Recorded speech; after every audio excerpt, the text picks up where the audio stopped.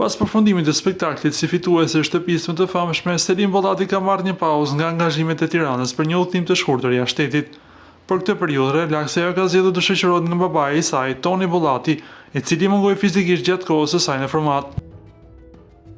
Gjatë muajve të spektaklit, mungesa e tij në studio dhe komunikimit vetëm përmes telefonit ngritën pyetje tek ndjekësit. Në rrjet qarkulluan zëra se ai mund të ndodhet në burg, aludime që morën më shumë vëmendje kur në natën finale ai u shfaq vetëm përmes një hologrami.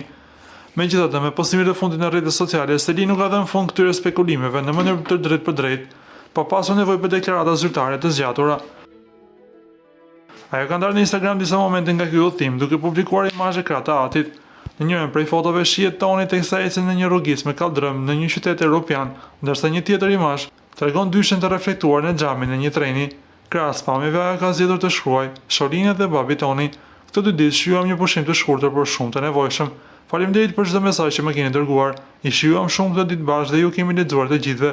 Ju dua shumë."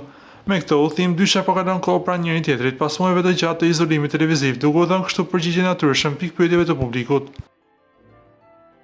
Para se të ndiqni lajmin, ju lutem klikoni tek butoni subscribe për të marrë të rejat më të fundit nga showbizi shqiptar. Faleminderit.